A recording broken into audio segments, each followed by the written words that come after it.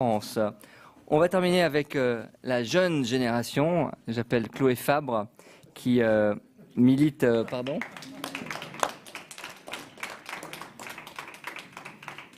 Chloé Fabre qui est là. Et Miloš Matušek, qui est journaliste, écrivain, maître de conférences à l'université Paris 1 Sorbonne, qui est d'origine polonaise. Je ne sais pas si Miloš, je ne l'ai pas vu dans la salle encore, s'il est là, il arrive. Vous étiez tout en haut. Chloé, bonjour. Je ne ferai pas l'indicatesse de vous demander ce que vous faisiez le jour de la chute du mur de Berlin. Je t'étais sans de ma mère. Voilà. Ah, mais quand même, vous êtes né en 90 ? 89. 89. Je suis né avant la chute du mur. Ah, juste avant la chute du mur. Vous incarnez vous-même. Miloš, bonjour Miloš, ça va ? Alors cette fameuse, moi j'aime pas tellement le mot génération Y, mais visiblement c'est entré, je sais pas ce que vous en pensez déjà du mot génération Y. Je sais pas ce que ça veut dire. Voilà, ça veut pas dire grand-chose, on est bien d'accord. Et surtout dire que la jeunesse, moi c'est toujours quelque chose qui me gêne un peu.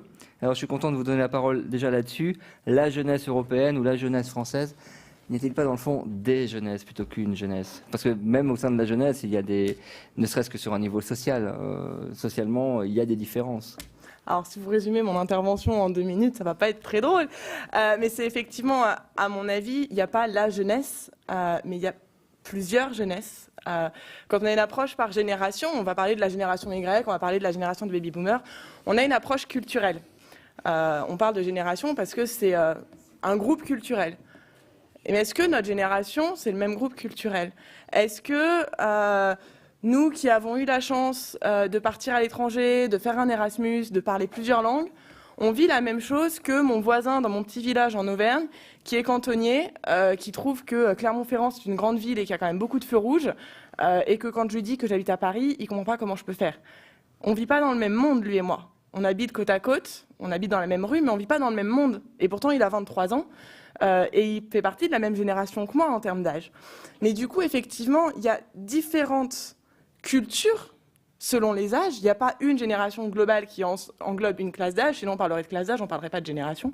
Donc à mon avis, il faut parler des générations jeunes et des jeunesses et des différentes vies que vivent différents jeunes en fonction de ce qu'ils font, en fonction de ce qu'ils aiment, en fonction de ce qu'ils ont envie de faire, en fonction de là où ils vivent.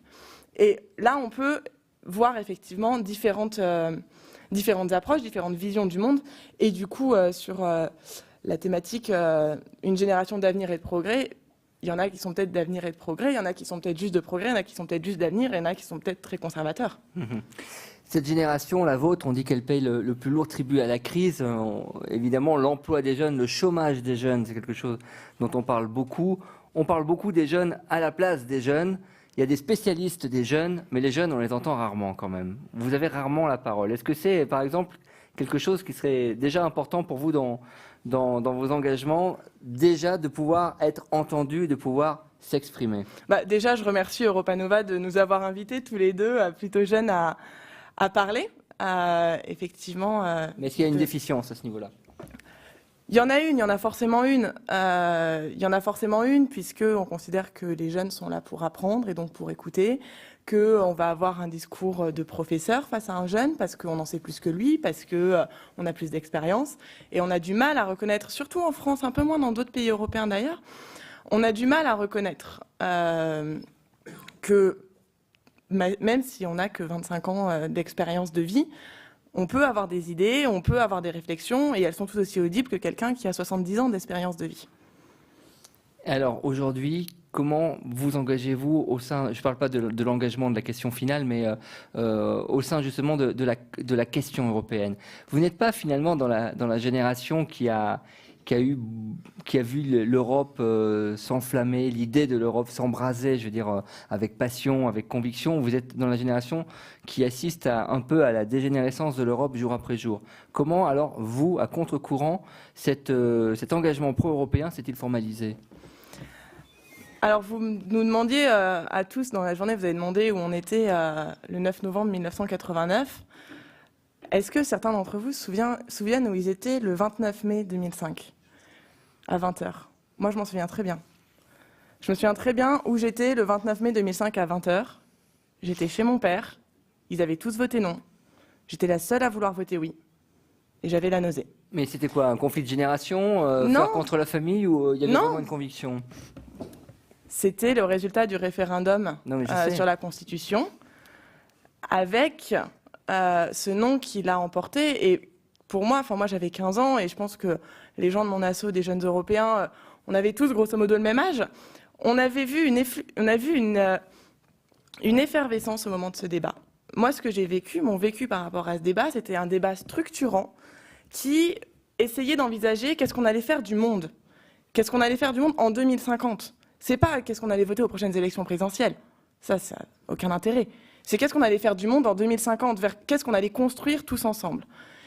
Et ce soir-là, à 20h, j'ai vécu le fait, on avait fermé une porte. On avait fermé une possibilité de construire un avenir qui, moi, je trouvais intéressant. Il y en a qui ne le trouvent pas intéressant, qui ne sont pas d'accord, très bien.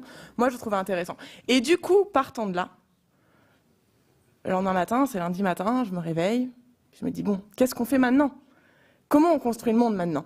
Maintenant qu'on n'a pas cette possibilité d'avoir une constitution, d'avoir un avenir commun à travers cette constitution, comment on le construit? Et de cette colère, parce que c'était vraiment une colère, de cette colère que 53% d'une partie des citoyens européens puissent bloquer quelque chose dont tout un tas d'autres gens avaient envie, je me suis dit, je vais me lever maintenant tous les matins pour faire avancer cette construction européenne, pour faire avancer ce projet. Et du coup, de la colère naît l'engagement. Et de la colère naît l'envie de faire changer les choses. Je reviens sur cette colère, Chloé. Vous avez 15 ans. C'est-à-dire 15 ans, l'Europe, alors comme vous le dites, pendant la campagne, on voit bien que c'est le non qui est en train de se matérialiser sur la Constitution. Comment, à 15 ans, vous vous passionnez déjà pour ce débat-là? Est-ce que au collège, au lycée, vous en parlez entre vous? À ce moment-là, il y avait aussi beaucoup de choses qui se passaient dans la vie des jeunes. Il y a eu 2 années où il y a eu des blocus lycéens avec des manifs. Donc déjà un débat. Puis j'étais dans un lycée où ça débattait beaucoup. Ouais, donc il ça a faut aidé. un environnement. Mais ce débat en 2005, ça a touché tout le monde. Enfin, même sur TF1, on en parlait, quoi. Bon, BFM TV n'existait pas encore, mais même sur TF1, on en parlait de ce débat-là. C'était partout, tout le temps, tout le temps. On ne pouvait pas faire un marché sans recevoir des tracts. Enfin, ça a vraiment été une émulation très forte. Moi, avant 2005, l'Europe, je savais pas ce que c'était, quoi. Déjà, au-delà du Puy-de-Dôme, je ne voyais pas trop ce qu'il y avait. Si, il y avait un truc avec une tour Eiffel qui avait été construite au 19e siècle. C'est tout, quoi. Il ne faut pas qu'on ait schématisé à ce point-là. Non, mais vraiment, moi, je vivais dans ma petite ville. L'Europe, je savais pas ce que c'était. Je savais pas qu'on était, à l'époque, on était 15, 25, on était 15 à l'époque encore. Je savais pas combien, non, on était déjà 20. Enfin bon, bref, peu importe. Je connaissais pas tout ça. Je connaissais pas tous les trucs techniques, l'article temps du traité, tout ça. Je connaissais pas.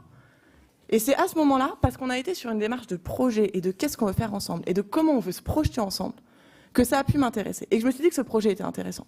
Et qu'ensuite, je m'y suis intéressée d'une manière. Aujourd'hui, présidente des jeunes européens, les jeunes autour de vous, vous les sentez familiarisés à l'idée européenne, à l'idée qu'on puisse faire véritablement une Europe de progrès ou pas? Comme je le disais au début, il y a plein de jeunes différents. Et donc, il y a tous les jeunes qui sont dans la salle, qui font partie de l'asso, qui sont hyper engagés, qui vont au charbon, qui sont dans la rue, qui ont fait un tas d'actions pour les élections européennes, qui sont au courant. Il y a des jeunes qui les côtoient, qui sont leurs potes, qui sont un peu moins engagés, mais voilà, qui s'intéressent un petit peu. Puis il y a des gens que personne n'arrive à toucher, que personne n'arrive à sensibiliser, et que même nous, on a du mal à attraper. Et en termes de représentativité? Alors, j'ai pas fait d'études suffisamment fines de ça mais approximativement, pour sortir un chiffre comme ça. Avez-vous le sentiment que c'est majoritairement des gens que vous n'arrivez pas à attraper ou pas? On n'est que 1000. Et 1000 sur 65 millions, c'est pas beaucoup. Donc c'est vrai qu'il y a beaucoup de gens qui passent entre les mailles du filet. Mais il y a aussi plein d'autres assos qui font plein d'autres choses, qui arrivent à toucher ces gens-là. Je pense que dans les villes, on n'arrive pas trop mal à toucher les gens. Dans les villes. Dans les zones périurbaines, on a plus de mal. Parce que les gens, ils vivent derrière leur étudiant. Et dans les campagnes, là, nous, on n'y arrive pas du tout. Nous, je dis nous en tant qu'urbains. Nous, en tant qu'urbains, il y a des assos qui travaillent avec les gens des campagnes qui connaissent ça et qui y vont sans problème et qui connaissent tout le monde. Et il y a un super réseau là-bas, un terme associatif aussi. Mais nous, on n'y arrive pas. Mais et ça, pas sur ces thématiques politiques-là. C'est presque un sujet majeur qui est jamais porté finalement. C'est le clivage qui grandit entre le monde urbain et le monde rural en France quand même. Ça, et ce que vous dites là le souligne encore plus fortement. Miloš, bonjour. Alors je vais vous demander de bien vous approcher du micro. Comme je le disais tout à l'heure, vous êtes à la fois journaliste, auteur et maître de conférence à l'Université de Paris 1 Sorbonne. Vous êtes né en Pologne, mais vous n'y avez vécu que 3 ans et vous avez grandi ensuite en Allemagne. Vos parents avaient fui la Pologne pour s'installer en Allemagne. Et de ce fait, vous vous qualifiez d'Européen. D'abord, merci beaucoup pour l'invitation, surtout en tant que, disons, représentant d'une génération jeune. J'ai appris que je suis encore jeune, ça me plaît bien sûr. Effectivement, c'est vrai, j'ai grandi pour la plupart en Allemagne, c'est pourquoi vous allez entendre un accent un peu bizarre, soit bavarois, soit polonais, vous pouvez choisir. Je ne suis pas sûr de quelle origine est cet accent. Moi, je suis un peu un cas particulier, je dirais, en tant qu'Européen, parce que moi, je me vois comme personne sans vraie patrie, en fait. Moi, quand on a quitté la Pologne, je suis né dans une région, la Haute-Silésie, qui appartenait un certain temps aussi à l'Allemagne. On n'y est jamais revenu, donc pour les Polonais, maintenant, on n'est plus des vrais Polonais, même si j'ai 2 passeports. Je ne suis pas regardé comme Polonais en Pologne. Et en même temps, je ne suis pas regardé comme allemand en Allemagne, parce que j'ai un prénom bizarre, Miloš, j'ai un accent, tout le monde voit tout de suite, ouais, c'est pas un allemand. Donc on voit quand même encore ces catégories nationales auxquelles je suis confronté dans la vie quotidienne. C'est dont se plaignait Eva Joly pendant la campagne présidentielle, qu'en Norvège elle était en France et qu'en France elle était norvégienne. Voilà. Quand même, moi j'apporte très très peu d'importance à cette... je dirais, lien national. Pour moi, c'est très peu important si je me regarde comme polonais ou comme allemand. Donc, pour répondre à votre question, oui, je me vois plutôt européen, mais je dirais que je suis un peu entre tous les chaises. Et c'est quoi aussi l'identité européenne pour chacun? C'est aussi un sujet très, très, très difficile. C'est quelque chose à inventer pour chacun d'entre nous? Je ne sais pas s'il faut toujours inventer quelque chose de nouveau.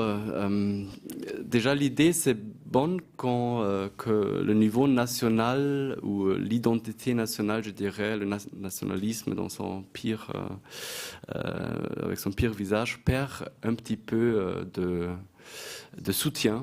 Donc ça, je vois comme chose très, très, très, très importante. Et que les gens se voient aussi comme européens, qu'ils disent finalement quand on croise les gens, moi j'ai fait des études en Allemagne mais aussi en France, j'ai voyagé beaucoup en Europe, finalement les gens se disent oui on n'est pas si différentes. Donc ça c'est déjà une chose que je juge très très positive et ça c'est grâce à l'Europe, c'est clair.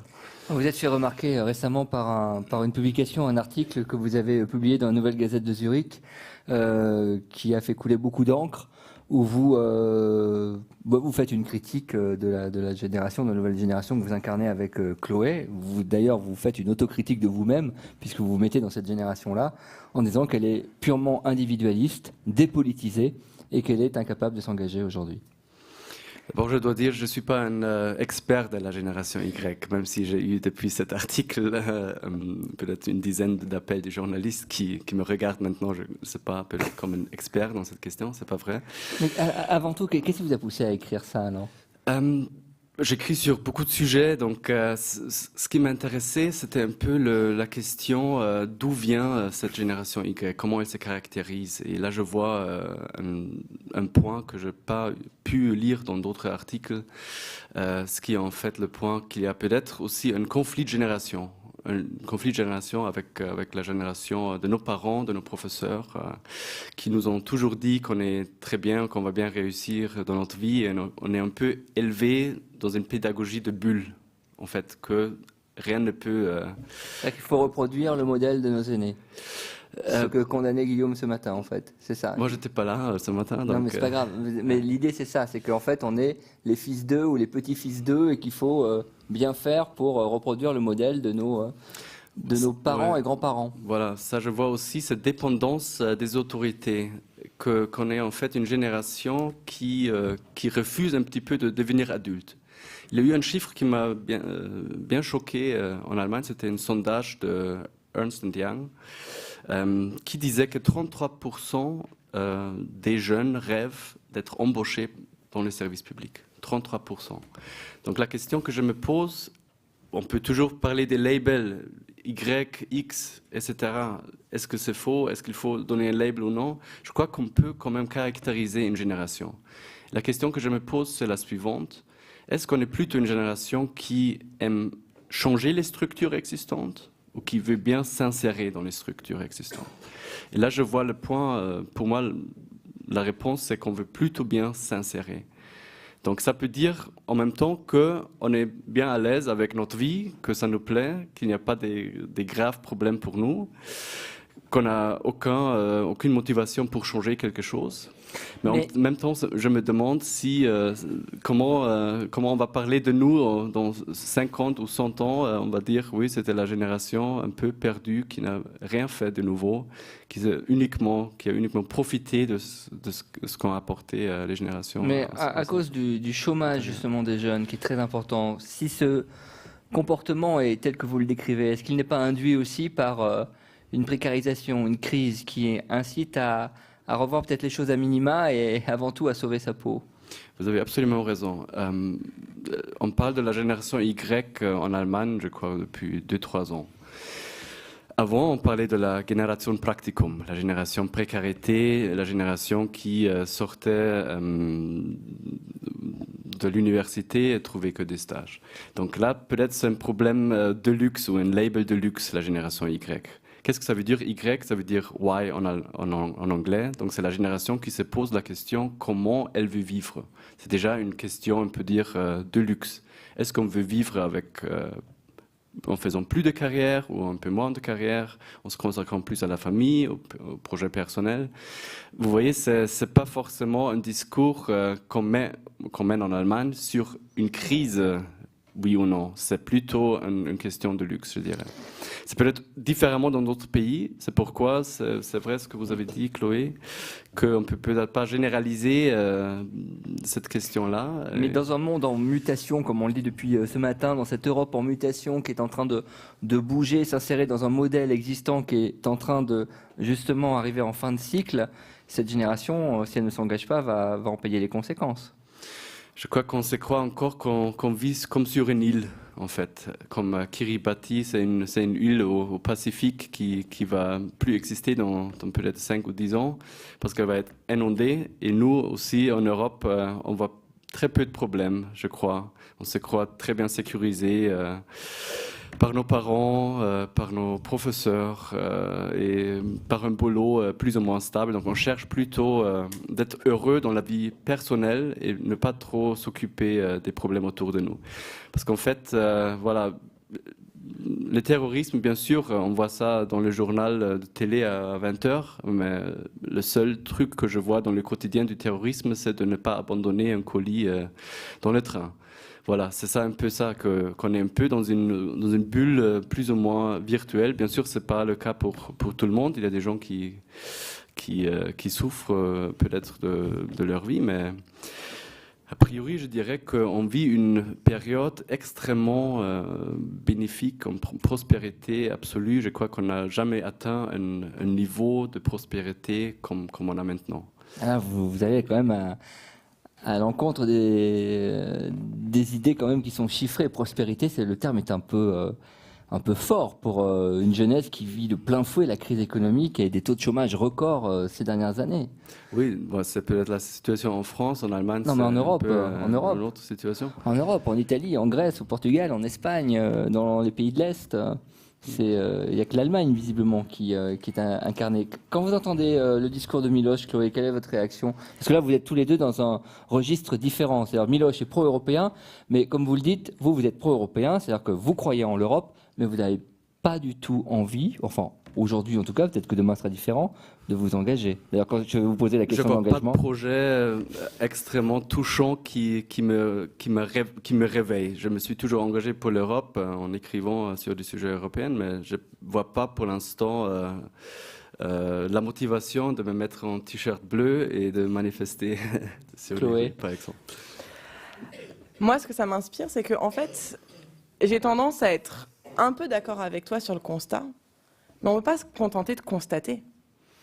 On ne peut pas être bien au chaud dans notre bureau à constater et à décrire le monde. On ne peut pas rester comme ça.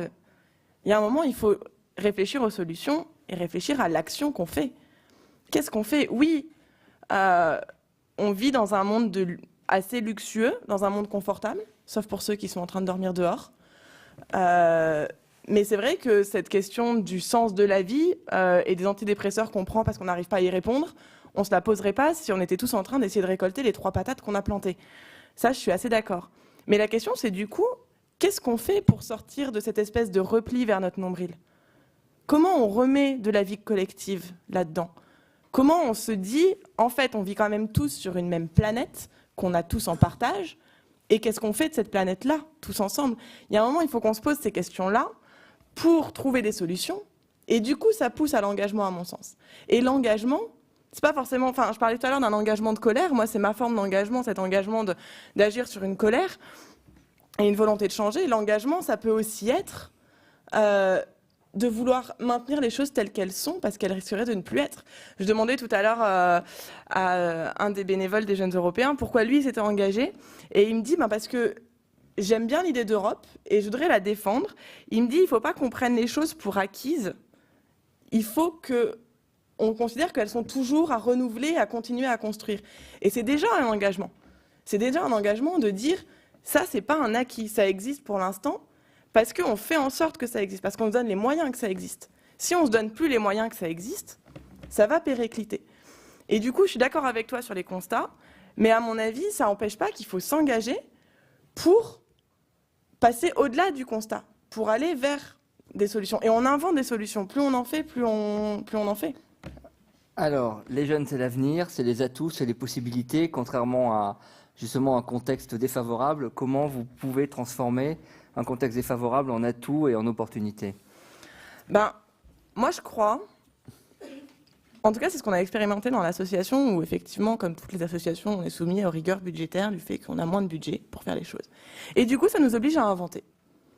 On a envie de faire la même chose, mais on a moins de sous pour le faire. Comment on fait? Et on devient super inventif.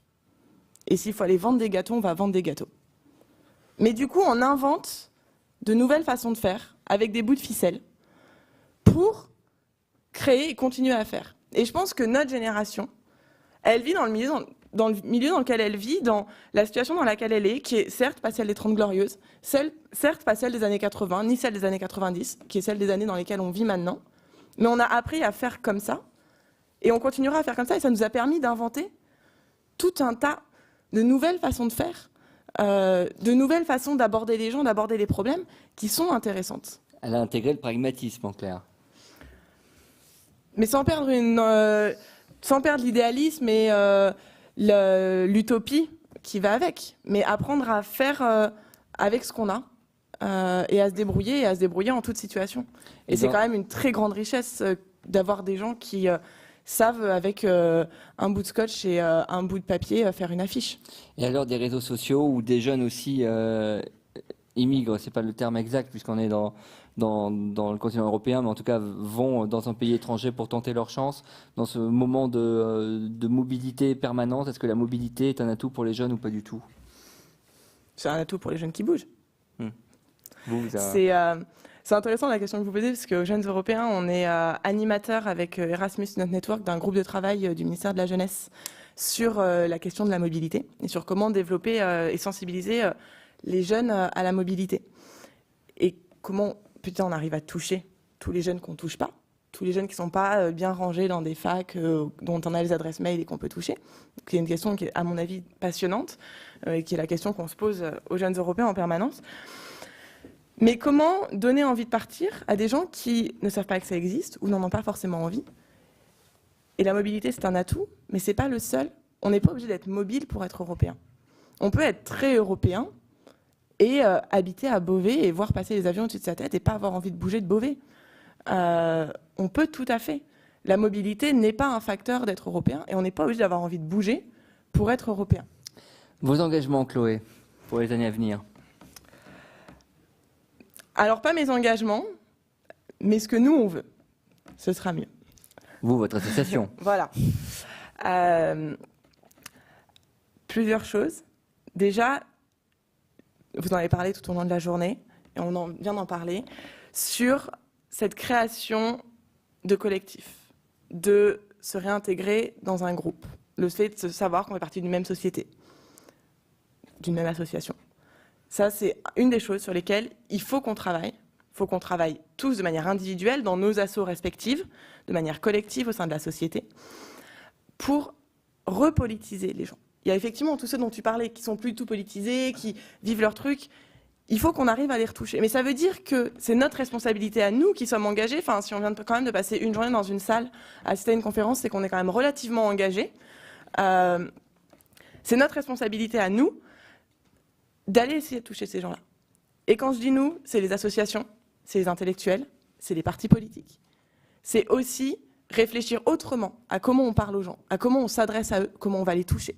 Et ça, c'est quelque chose qu'il est urgent qu'on réfléchisse et qu'on fasse, parce que sinon, on va continuer à avoir les populismes monter en Europe, parce que des gens dépolitisés qui en ont marre. Mais il faut qu'on réapprenne à parler aux vrais gens. Il faut qu'on sorte dans la rue et qu'on parle à ces gens-là. Alors nous, aux Jeunes Européens, c'est ce qu'on essaye de faire en permanence, mais on ne peut pas le faire tout seul, et à mon avis, c'est notre responsabilité collective à tous d'arriver à se reparler les uns les autres et à réinvestir tout le monde dans une idée d'un projet commun. Et ça, c'est le deuxième défi. Il faut qu'on construise un projet commun pour l'Europe. Et c'est ce que, actuellement, pas du tout en train de se passer. Il y a une nouvelle commission, leur projet pour quelle Europe ils veulent construire, mais pas quelle Europe ils veulent construire d'ici 2019. C'est sympa 2019, mais quelle Europe ils veulent construire pour le siècle à venir? Cette question, ils ne se la sont même pas posée. Et c'est à nous, société civile, de se la poser, de la poser aux hommes politiques et aux partis politiques, pour qu'ils se la posent, pour qu'on ait enfin un vrai leadership en Europe, avec un vrai projet, et qu'on sache où on va. Et là, peut-être que si on arrive à dire, nous, c'est là qu'on veut aller, et qu'il y en a d'autres qui disent, nous, c'est là qu'on veut aller. Les gens, ils choisissent, mais on leur a montré une direction, et après, ils choisissent où on va. Et tant qu'on n'aura pas ça, tant qu'on sera dans le flou, qu'on sera dans la gestion de combien on va mettre de budget sur telle politique, ça n'intéressera pas les gens. Et du coup, on peut perdre les gens sur ce projet européen. Et donc, il est urgent que nous ayons de nouveau un projet politique pour l'Europe avec des personnalités politiques qui le portent et qui emmènent les gens vers ce projet-là. D'un mot, Chloé, avez-vous l'impression que les personnels politiques européens écoutent les jeunes? Votre génération, en tout cas. Il suffit de parler fort. Miloš, je ne vais pas vous demander quels sont vos engagements. D'abord, je suis très heureux d'entendre qu'il y a des jeunes gens en colère. Je crois que la colère, ça peut être quelque chose de bien. Ça veut dire qu'on n'est pas d'accord avec l'État J'ai l'impression qu'il en faut beaucoup pour vous mettre en colère. Il le faut encore un petit peu, peut-être. Disons, là, je suis bien d'accord avec votre constat en plus, parce que vous dites qu'il faut aller vers le milieu de la société. Je crois également que l'avenir de l'Europe ne va pas se décider dans un cercle comme le nôtre, un cercle bien fermé, des gens qui sont plutôt pro-européens, bien sûr, qui ont fait les études, qui ont voyagé, qui profitent de l'Europe.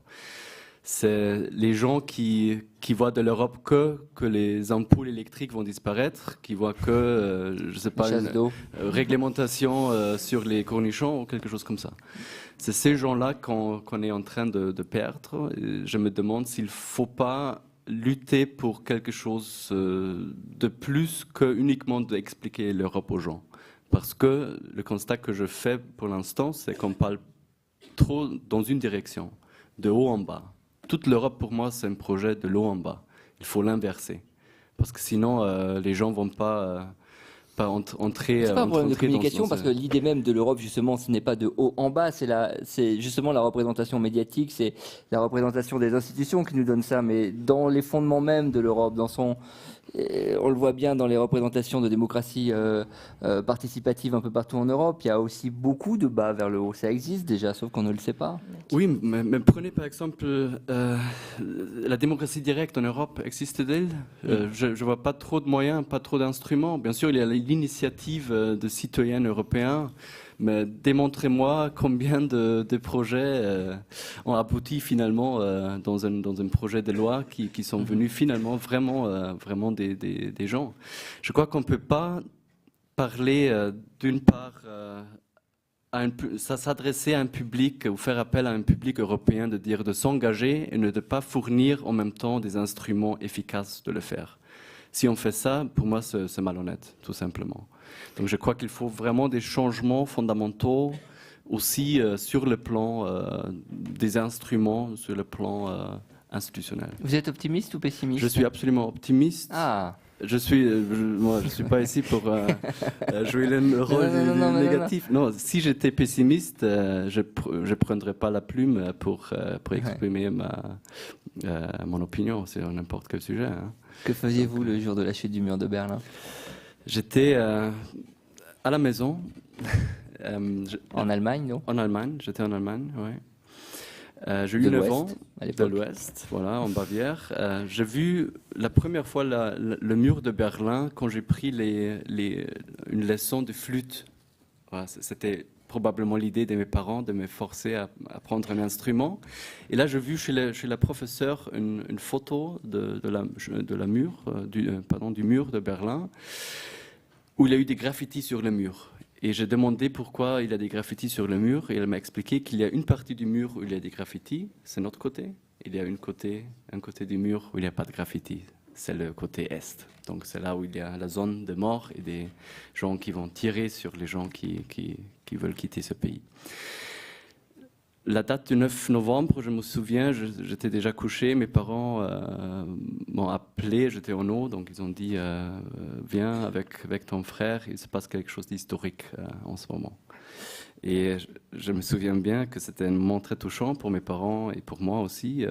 Mes parents ont ouvert une bouteille, pas de champagne parce qu'on n'avait pas de champagne. Une bonne grappa polonaise. Un vin mousseux, zect allemand, je ne suis pas sûr, quelque chose de mauvaise qualité certainement, mais on a bu un verre. Mes parents ont appelé des amis polonais qu'ils voyaient depuis des semaines à la télévision parce que mes parents étaient bien engagés aussi dans le milieu un peu politique, religieux, et donc pour eux c'était un grand moment, mais aussi un échec en même temps parce qu'ils ont quitté la Pologne en pensant que le système communiste va encore perdurer 200 ans, comme le disait mon père. Et dans ce moment-là, il s'est trompé. Ils étaient dans un pays sans connaître la langue, sans avoir un boulot à l'époque, où ça allait pas trop bien. Donc, encore une fois, génération Y, c'est nous qui avons profité de nos parents. Là, je dis aussi avec une perspective personnelle, absolument. En tout cas, il faut que cette génération puisse s'épanouir, puisqu'on le voit bien, les problèmes démographiques aujourd'hui en Europe qui sont criants. C'est un sujet qu'on n'aura pas eu le temps d'évoquer aujourd'hui. C'est aussi un sujet majeur. La démographie, c'est que les jeunes sans boulot, qui ne s'épanouissent pas, restent chez leurs parents plus tard. Le phénomène Tanguy, quand on reste 30, voire jusqu'à 40 ans chez ses parents, on ne rencontre pas l'âme sœur, donc on ne s'engage pas dans une vie familiale, donc on ne fait pas d'enfants. Et tout ça induit des problèmes démographiques importants pour le continent, qui du coup se fait vraiment appeler le vieux continent. Il y a aussi un autre sujet qu'on n'a pas évoqué aujourd'hui, faute de temps, mais je pense qu'il y aura d'autres initiatives de ce genre, et qui est un sujet majeur aussi pour l'Europe, c'est l'immigration, qui est un vrai problème qu'il faudra traiter très vite pour trouver des solutions concrètes pour que ces tragédies humaines ne cessent. Et là, ça va au-delà de l'Europe, puisque c'est aussi une politique d'aide au développement pour les pays émergents qu'il faudra trouver. Des questions dans la salle pour Miloš et Chloé, ou pas? Il y a Alexandre au fond. Oui, il y a une main au fond qui s'est levée. Y a-t-il un micro? Si les micros restent en bas. Tu vois, quand les jeunes ne s'engagent plus, il n'y a plus de micro. Donc merci aux jeunes Européens qui ont fait passer les micros et qui ont accueilli toute la journée.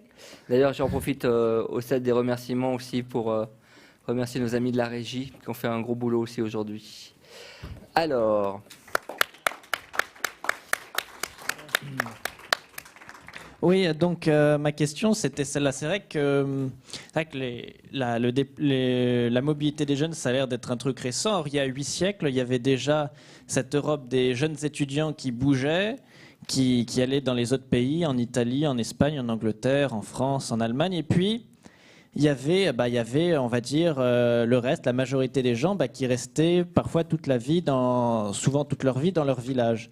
Et maintenant, on a l'impression, c'est vrai que quand on parle d'Europe, on pense diversité des langues, et quand on pense diversité des langues, on pense anglais, espagnol, italien, encore même pas italien, anglais, espagnol, allemand, peut-être russe et chinois, français.